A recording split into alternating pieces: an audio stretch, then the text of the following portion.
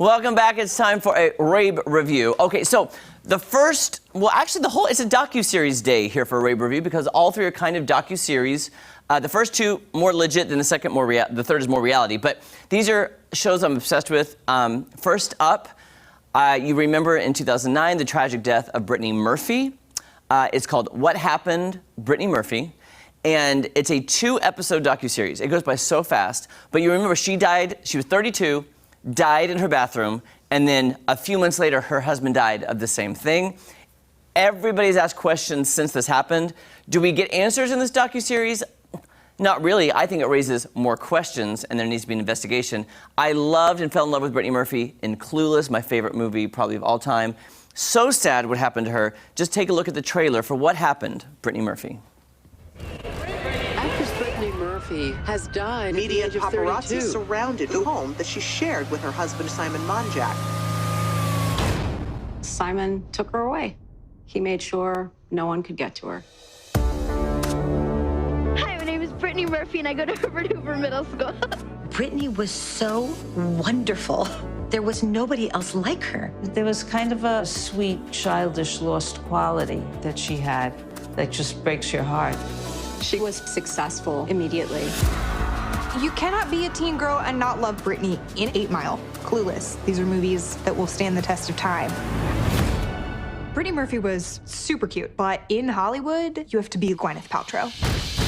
She was not a typical pretty girl, and so many young women in Hollywood are pressured enormously.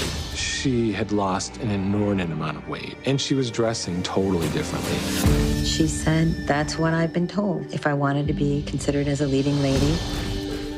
During a little dip she was having, he came along. And I think that's where her judgment was muddled, and she became prey. Simon said that he was the largest collector of Vermeer, dated Elle Macpherson and Madonna. He said that he had been dying from terminal brain cancer and that he had bought an experimental treatment derived from the fins of sharks. Every single word out of his mouth was a lie. We all were scared and freaked out. Like, who was this guy? Once they got married, they were holed up in that house 24/7. Nobody got close to her. Last one, guys. You start to think, well, okay, who gained from her dying? There were more unanswered questions after the autopsy came out than there were answered questions. People start thinking, there's more behind this. There's something else. Simon had all these secrets. He actually said people in the government were watching them. Brittany's dad was sure someone had done it. You visibly see mold. Is the house cursed? Something made her sick. A healthy 32-year-old doesn't just die. That's the thing, guys. A healthy 32-year-old doesn't just die. Now, the documentary raises several questions about if she was murdered, if it was her husband, if it was black mold in her house, if it was prescriptions, if it was her weight issues from not eating. She was very, very thin at the time of her death. Guys, it raises way more questions than it answers, and I was left at the end going, I want to know more. All I know is her husband was a very, very, very bad guy. Very bad guy. And the irony of this is today, I am doing a review of this show. Today would have been Brittany Murphy's 44th birthday. The irony, I just got chills because it's very random. She did not need to die. It's a very, very good documentary. 2 episodes, goes by very fast. I highly recommend it. All right, the next documentary is very odd. I even questioned if I was going to review it or not because I know where I live and how I grew up because I identify with a lot of this documentary. It's the story of Gwen Chamberlain. It is called The Way Down, and this is Gwen. And I'll be honest with you, it follows her church, and I didn't really hear about her. It's Remnant Fellowship in Tennessee. It shows her rise to fame, how she was helping people try to stay thin using religion and God and the Bible, which I'm all for. It's very strange because growing up the way I did, Baptist, identifying with the church, I understand how it is easy to get sucked into something. I get that. However, I think this took a really weird turn. And I'm telling you guys that it's once you start watching, you're like, whoa. And I think a lot of people in our area will identify with it. I remember hearing about it in church. We never did the Way Down program, but just take a look at this trailer. This is the legal video deposition of Gwen Chamberlain on May the 23rd. Do you swear or affirm testimony about to give in this matter, the truth, the whole truth, and nothing but the truth? I did. To your knowledge, do any of the members of the Remnant Fellowship consider you to be a prophet?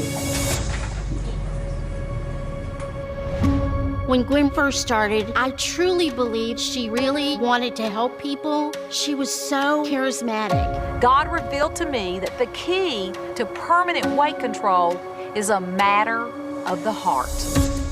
God's taken 86 pounds off of me. I've lost 196 pounds. It was just a massive media hit. Thousands of churches all over the country would have the Way Down workshops. From that point on, she began realizing there needs to be a new church.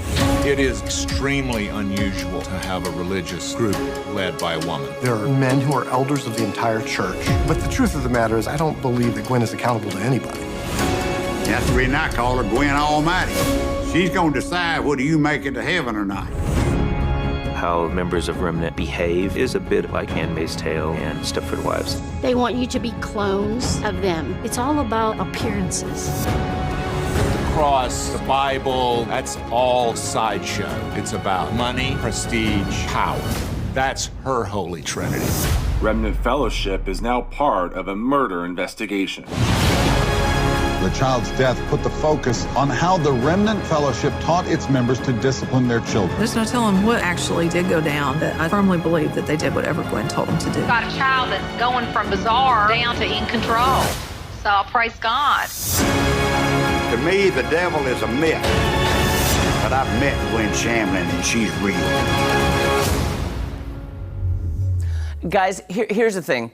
I am not trying to judge anybody. It's no secret the opening scene of this shows that she and 4 of her fellow colleagues at the church died in a plane crash in 2020. So it starts off with the news of that. That is in the first episode, first scene. Here's what it is about this. I identify with a lot of this because I know people look to God for help. I do as well. Guys, I'm the same way. My grandpa was a preacher.